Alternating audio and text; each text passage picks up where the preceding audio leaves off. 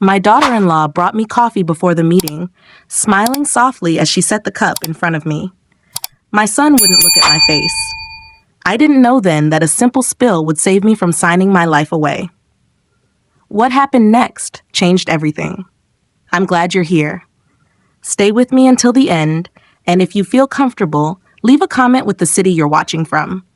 I want to know how far this story reaches. The meeting was scheduled for 10 in the morning at a quiet law office downtown, one of those beige buildings with tinted windows and a small American flag by the door.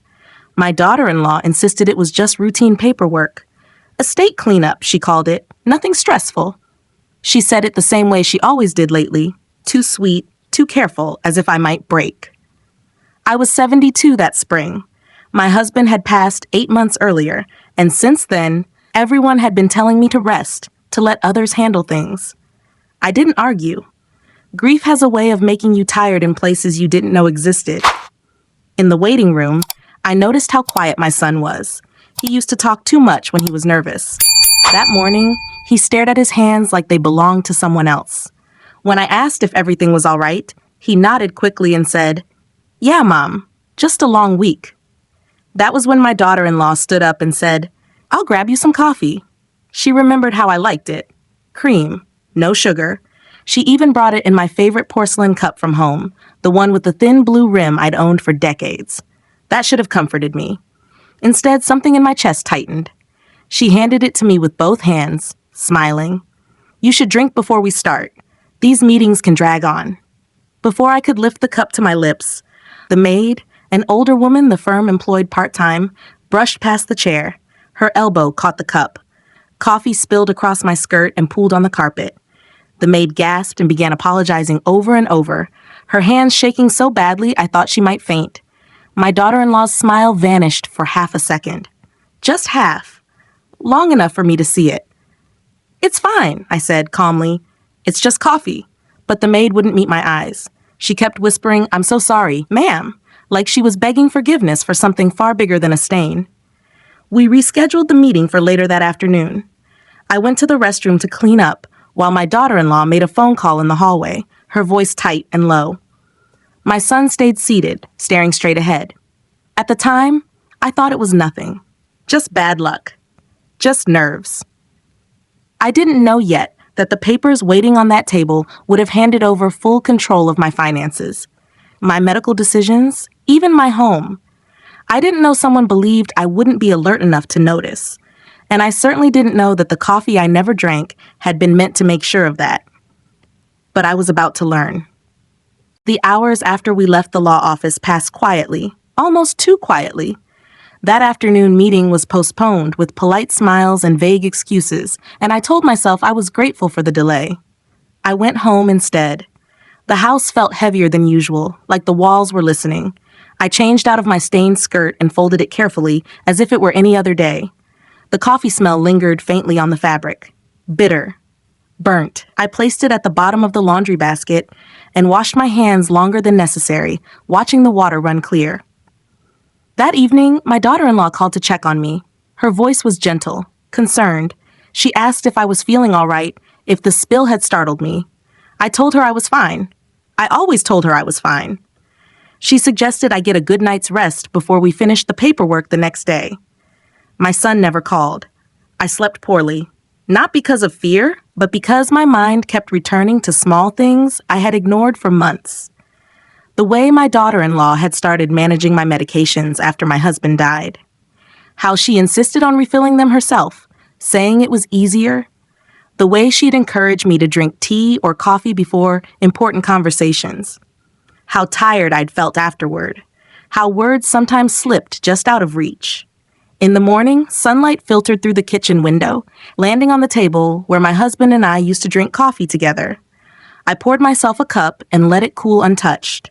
For the first time, I noticed how often I'd been told when to eat, when to rest, when to sign things. Always gently, always for my own good.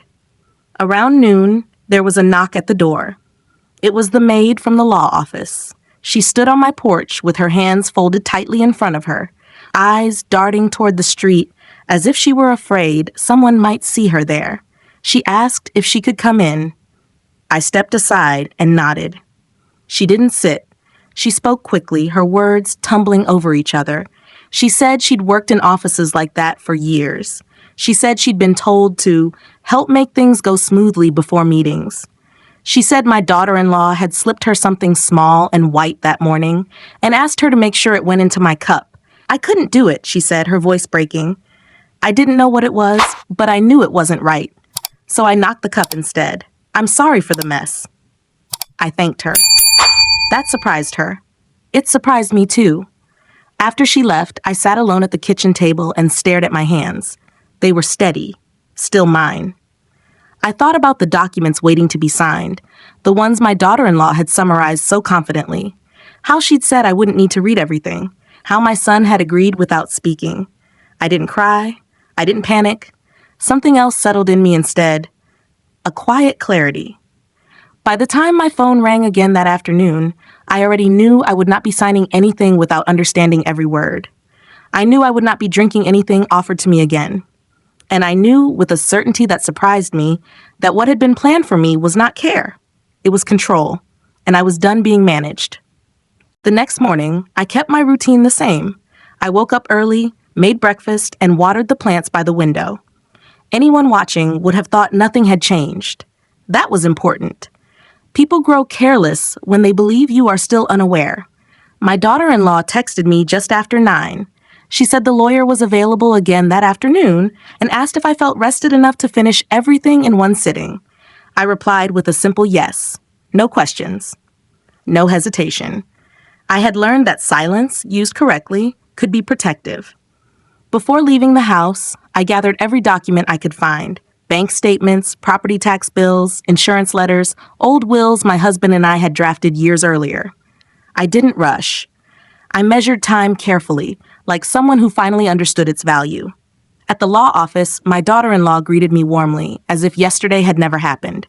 She spoke to the receptionist, made small talk, even laughed. My son arrived a few minutes later. He kissed my cheek and asked if I was feeling better. I said I was. He looked relieved. The meeting room felt colder than before. The same stack of papers waited in the center of the table. This time, I asked for water instead of coffee. My daughter-in-law hesitated, then nodded. She slid the documents toward me and began explaining again, using simple phrases, skipping paragraphs. I stopped her. I'd like to read this myself, I said. The room went quiet. The lawyer adjusted his glasses.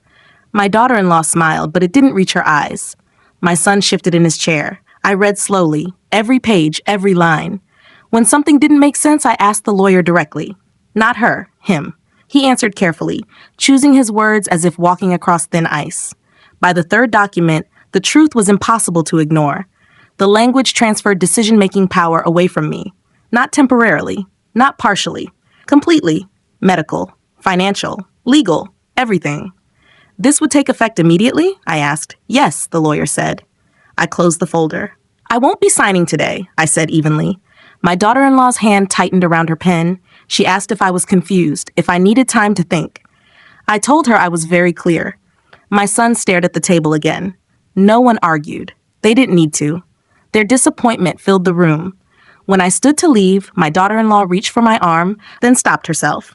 She told the lawyer we would be in touch. Outside in the parking lot, my son finally spoke. You're making this harder than it needs to be, he said. I looked at him, really looked at him. No, I said, I'm making it honest. That night, I placed the unsigned papers in a folder and locked them in a drawer. I sat at the kitchen table with a notebook and began writing down everything I remembered. Dates, conversations, small changes I'd ignored. I didn't know yet what I would do with it. I only knew I would not be quiet anymore. That night, I didn't sleep much. Not because I was afraid, but because my mind felt unusually sharp. Memories surfaced one after another, lining up neatly, no longer blurred by exhaustion or doubt. I realized how long I had been encouraged to feel tired, to feel unsure of myself. The next few days passed with careful distance. My daughter-in-law sent polite messages asking when I'd be ready to continue. I replied slowly, keeping my responses brief. My son stopped by once, bringing groceries I hadn't asked for. He walked through the house like a guest, not like someone who had grown up there. I watched him closely. He avoided certain rooms, he avoided certain topics, and when I mentioned the paperwork, his jaw tightened just slightly before he said, "We just want to help you, Mom." Help. That word had become very flexible lately. On the third day, I made an appointment of my own. I didn't tell anyone. I drove myself across town to a small law office recommended by a friend from church. The building was older, the waiting room modest, but the woman behind the desk looked me in the eye when she spoke. That mattered to me. The attorney listened without interrupting. I laid out the documents, the timeline, the delayed signatures, the spilled coffee. I didn't accuse anyone. I simply described what had happened. When I finished, she sat quietly for a moment, then nodded. "You were right not to sign," she said. She explained the implications clearly, without rushing. What the papers would have done. How difficult it would have been to undo them once executed. How common it was for control to be taken quietly under the language of care. I thanked her and paid for the consultation in cash. As I left, I felt something shift inside me. Not anger, not relief, but certainty. That afternoon, the maid called me. She said she had been let go from the law office that morning. No explanation. Just a short conversation and a final paycheck. She sounded scared. I told her she had done the right thing. She cried softly and said no one had ever told her that before. After the call, I sat at my kitchen table again and opened my notebook. I added dates, times, names. I wrote carefully, knowing memory fades, but ink does not. That evening, my daughter-in-law arrived unannounced. She brought flowers and wore a concerned expression. She asked if we could talk. I let her in.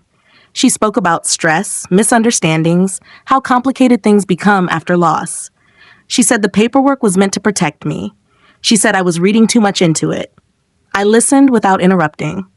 When she finished, I thanked her for the flowers and told her I would be handling my affairs independently from now on. Her smile tightened. She reminded me how difficult things could be alone. I reminded her I had managed a household, a marriage, and a lifetime of responsibilities long before she entered my family. She left shortly after, taking the flowers with her. That night, I locked the doors, turned off the lights, and sat in the quiet. I understood now that what I was facing wasn't confusion or miscommunication. It was something deliberate, something planned. And for the first time since my husband passed, I felt fully awake. The shift in the house was subtle at first. Nothing dramatic happened. No raised voices, no sudden confrontations, just a tightening of space, like the walls themselves were waiting to see what I would do next. I kept my routine steady. Morning walks, grocery shopping, Sunday service. I wanted everything around me to appear unchanged. People reveal more when they believe you are still predictable. My daughter-in-law stopped calling as often. When she did, her tone had changed. Less sweetness, more impatience. She asked when I planned to wrap things up with the lawyer. I told her I was still reviewing my options. That answer seemed to irritate her more than a refusal would have. My son, on the other hand, grew distant. He sent short messages instead of visiting. When I invited him to dinner, he said he was busy. I recognized avoidance when I saw it. I had raised him. One afternoon, I received a packet in the mail. No return address. Inside were copies of documents I hadn't seen before. Loan applications, account access forms, drafts with my name typed neatly at the bottom. My signature space was blank, but everything else had already been prepared. Someone had been planning far ahead. I laid the papers out across my dining table and studied them slowly. The amounts were significant, enough to explain the urgency, enough to explain the pressure. Control of my assets wasn't just about management, it was leverage. That evening, my daughter-in-law showed up again, this time without flowers. She asked if I'd received some paperwork by mistake. She tried to sound casual, but her eyes kept scanning the room, as if checking what else I might know. I told her I had received it. I didn't tell her what I thought of it. She sat down and spoke more firmly than before. She said time wasn't on my side. She said delays could complicate things. She said stress wasn't good for my health. I noticed how often she mentioned my age, my stamina, my memory. When she paused, waiting for my response, I folded the documents neatly and placed them back into the envelope. "I won't be signing anything," I said. "Not now, not later."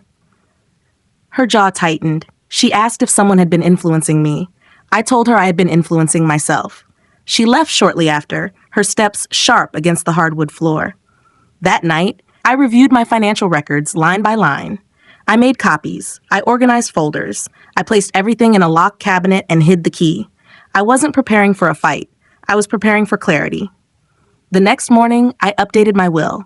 I adjusted beneficiaries. I set clear instructions. Everything was done properly, legally, and without drama.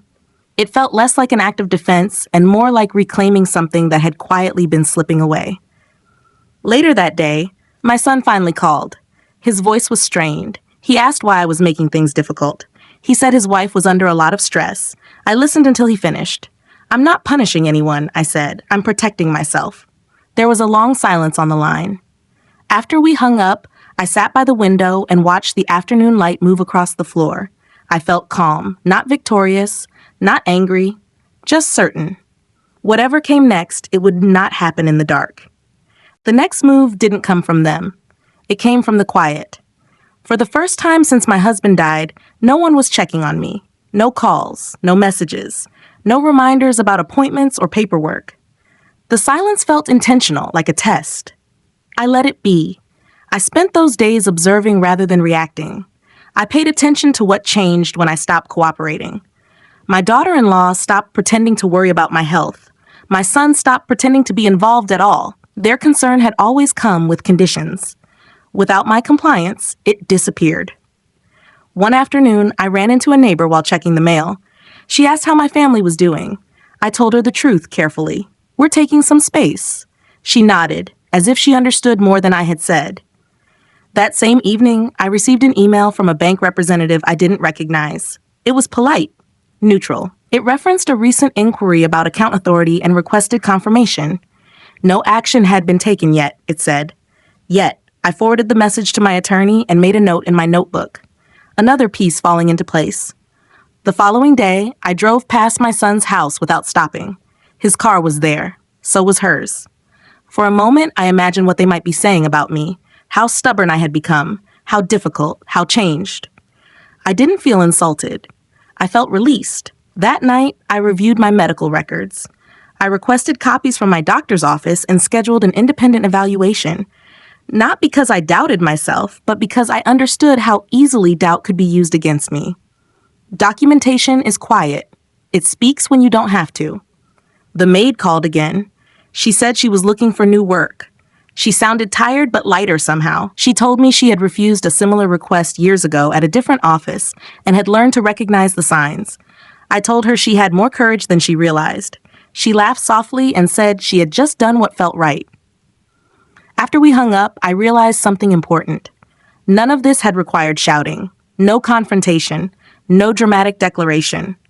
The strength had been in choosing not to be rushed, not to be softened, not to be confused. A week later, my daughter-in-law sent a message asking if we could clear the air. I read it once and set the phone down. There was nothing left to clarify. The pattern was clear. The intent had been revealed. Instead, I focused on closing doors properly. I updated account access. I changed passwords. I removed unnecessary contacts. Each small action brought a sense of order. I wasn't building walls. I was restoring boundaries. On Sunday morning, I sat in my usual pew at church. The sermon was about wisdom. Not the kind that speaks loudly, but the kind that watches and waits. I felt seen without being exposed. As I drove home, I thought about how close I had come to losing more than money or control. I could have lost my voice, my agency, my ability to say no. And I understood now that what saved me wasn't luck. It was awareness. They had expected me to be tired, grateful, manageable. They had expected me to sign and forget. What they hadn't expected was that I would stay alert. And once you see clearly, there is no going back. By the second week, the pattern was complete. There was no more pretending, no more polite concern. What remained was distance and pressure applied quietly from the edges. It started with small inconveniences. A utility bill I hadn't authorized was nearly changed to another mailing address. A pharmacy called to confirm a prescription refill I hadn't requested. Each time, I corrected it calmly. Each time, I wrote it down. None of it felt random anymore. My son finally came by one evening without calling first. He stood in the doorway, hesitant, like someone unsure whether they were welcome. I stepped aside and let him in. We sat at opposite ends of the living room. the space between us filled with years of unspoken expectations. He told me his wife was worried about me.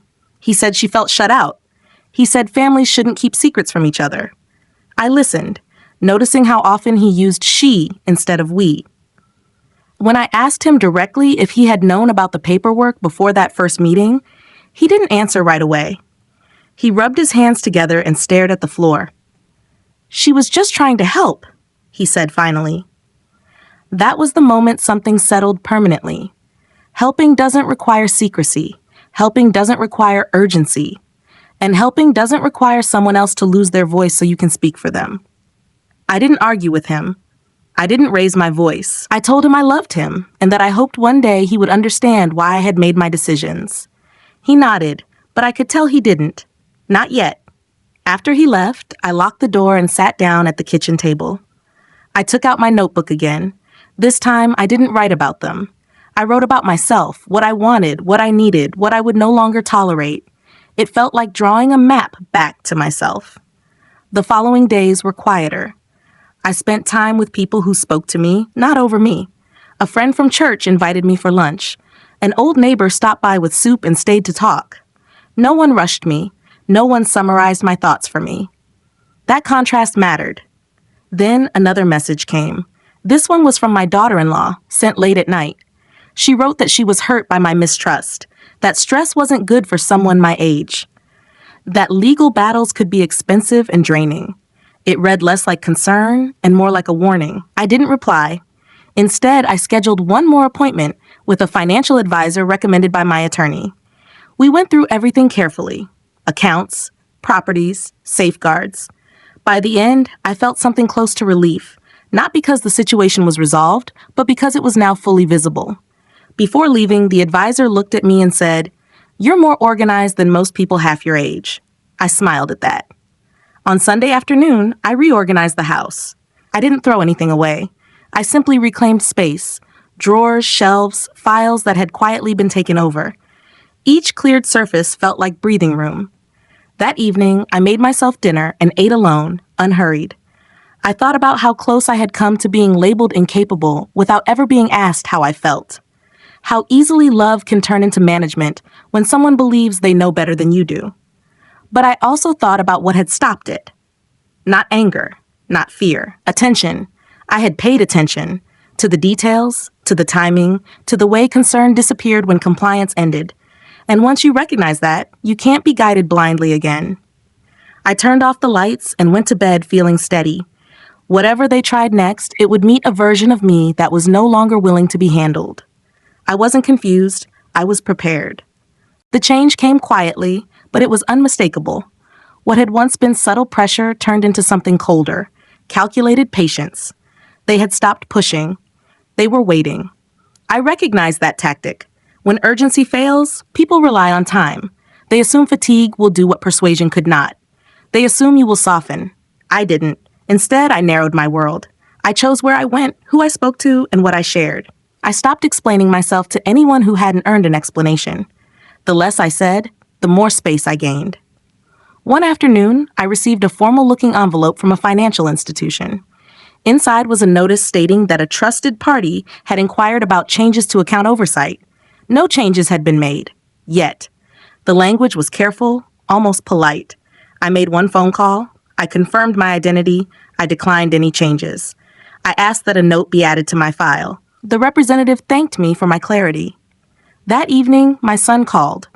His tone was different this time, measured, almost rehearsed. He said he was worried about how isolated I had become. He said people were asking questions. He said I didn't need to do everything alone. I asked him who had asked those questions. He hesitated. That told me everything I needed to know.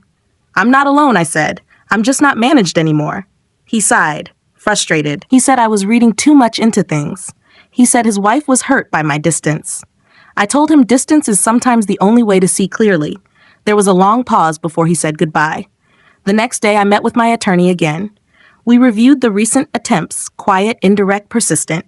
She nodded as I spoke. None of it surprised her. She said control often arrives disguised as concern and leaves behind confusion if it succeeds. We prepared documents, nothing aggressive, nothing dramatic, Just clear instructions, proper safeguards, and boundaries that could not be crossed quietly. When I signed them, my hand was steady. Later that week, I attended a small gathering at a friend's home. We sat around a table and talked about ordinary things: weather, grandchildren, books we were reading. No one rushed me. No one corrected me. No one watched for signs of weakness. On my drive home, I realized how distorted my sense of normal had become. How easily hair can turn into control when someone believes you are past your prime. At home, I checked my voicemail. There was one message from my daughter-in-law. Her voice was calm but strained. She said she hoped we could resolve things peacefully. She said stress wasn't good for anyone. She said families should stick together. I deleted the message without replying. Peace does not require surrender. And unity does not mean silence. That night, I organized my files one last time. Everything was labeled, secured, accounted for. I placed my notebook on top of the cabinet and closed the door. As I turned off the light, I felt something unfamiliar but welcome, a sense of finality. Not an ending, but a line clearly drawn. They could wait as long as they liked. I was no longer drifting. I was anchored. The turning point didn't announce itself. There was no confrontation, no dramatic message, no final argument. Instead, things began to reverse quietly, almost imperceptibly. One morning, I received a notice that an automatic payment had failed. The account number was correct. The balance was sufficient. Someone had attempted to reroute it. The change hadn't gone through, but the attempt had been made. I made a call. I confirmed everything. I asked a single question: who had initiated the request? The name didn't surprise me. After that, I stopped waiting. I gathered every record I had organized over the past weeks and scheduled one final meeting with my attorney. We didn't speculate. We didn't accuse. We simply laid everything out in order. Dates, requests, documents, attempted changes. Patterns are powerful when they are allowed to speak for themselves. She reviewed it all without comment, then looked up at me. "You've done exactly what you should have," she said.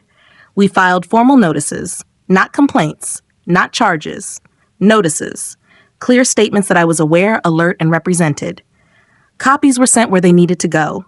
Banks, offices, institutions that respond to documentation, not emotion.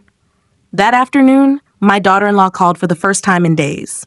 Her voice was careful, measured. She asked if everything was all right.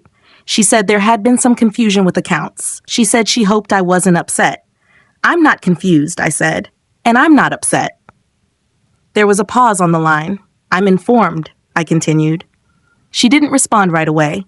When she did, her tone had changed. She said we should probably let lawyers handle things from now on. I agreed. My son didn't call that day, or the next. Instead, I received an email from a different law office requesting confirmation that I was represented. The message was neutral, professional. It meant one thing.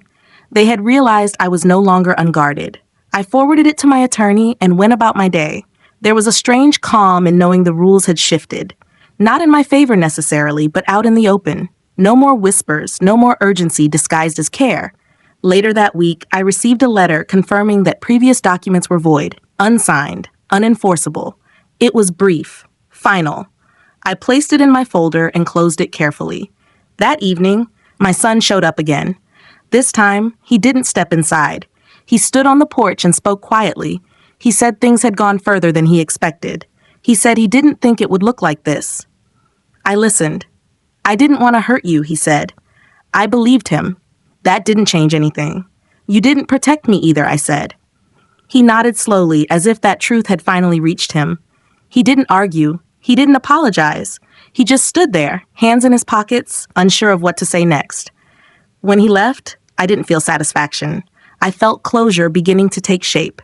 Inside, I poured myself a glass of water and sat at the table. I thought about how easily silence can be mistaken for weakness. How many times I had been underestimated because I didn't react the way others expected.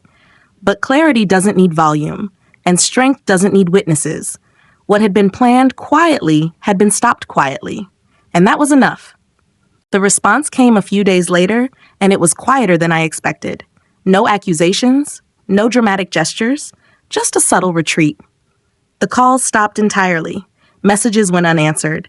The tension that had once hovered around every interaction simply faded, like a storm moving out to sea. I understood what that meant. They had realized the path forward was no longer simple, no longer quiet, no longer under their control. I continued with my days as usual. I went to the grocery store, attended my weekly luncheon, kept my appointments.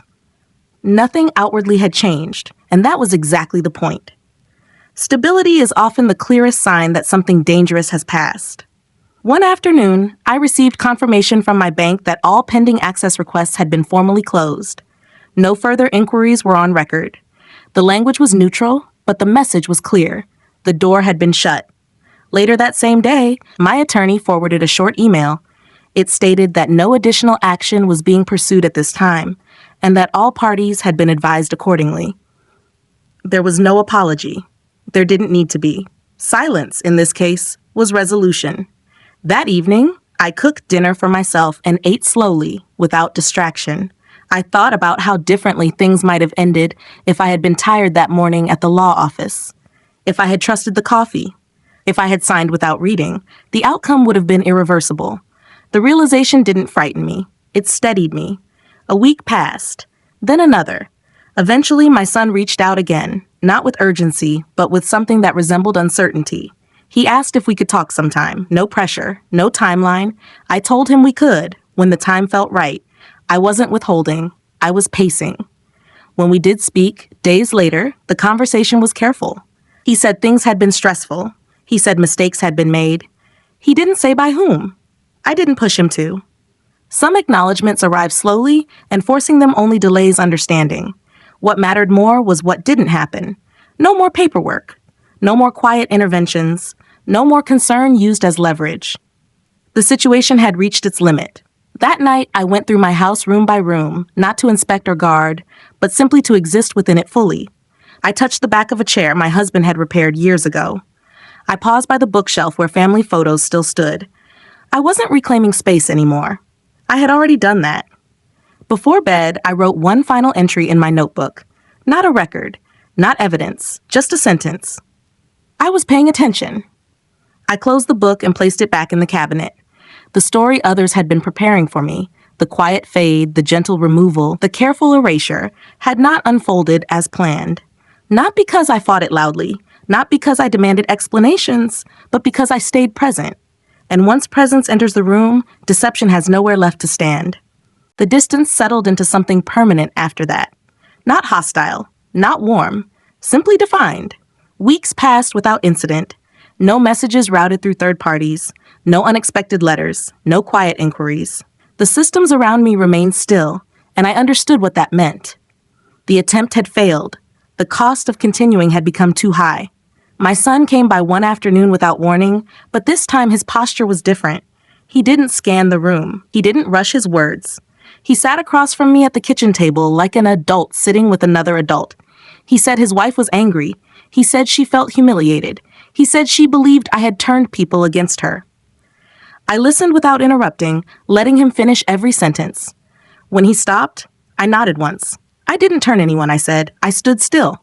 That seemed to confuse him. He told me they were reconsidering some things, living arrangements, financial plans. He didn't say my name, but I knew what he meant.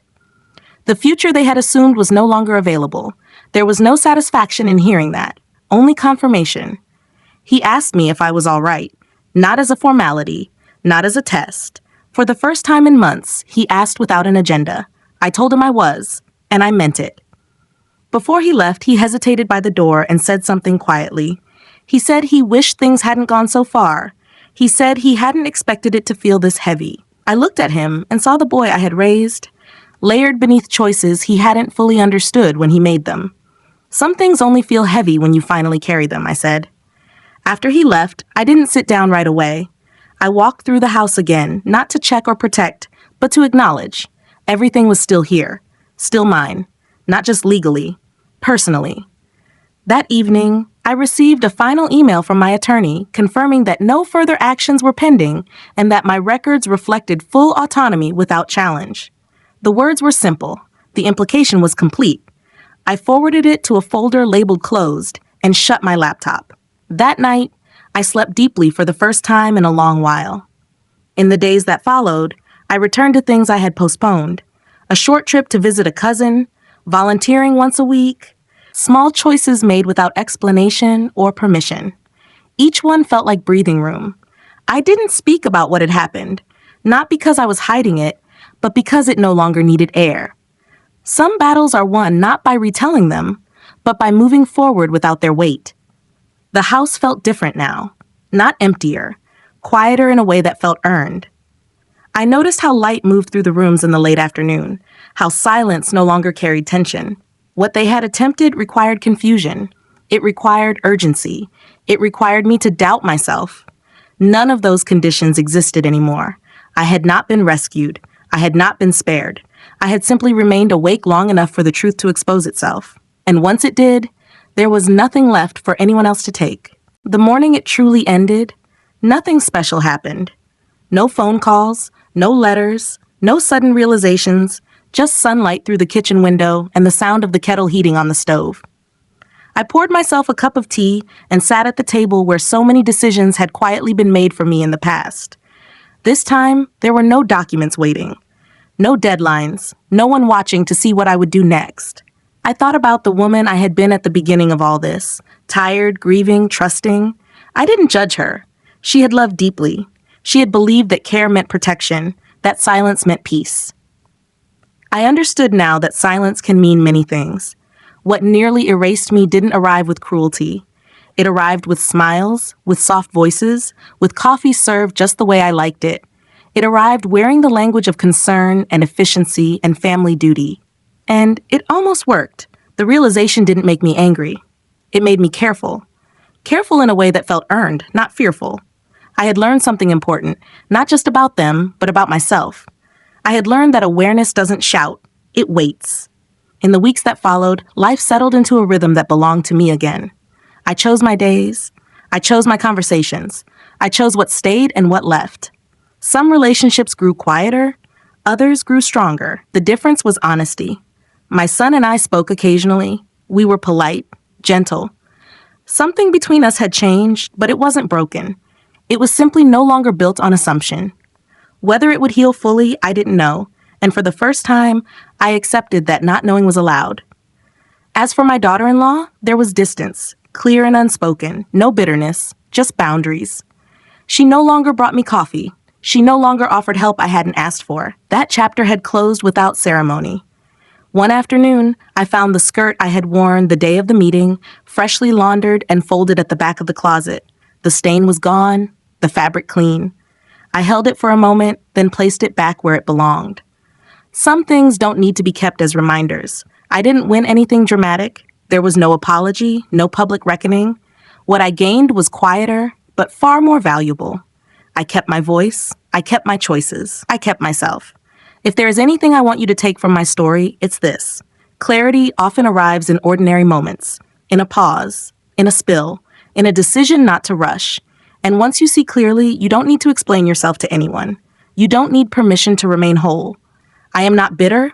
I am not afraid. I am not confused. I am awake. And that, it turns out, was enough to stop everything meant to silence me, without raising my voice even once.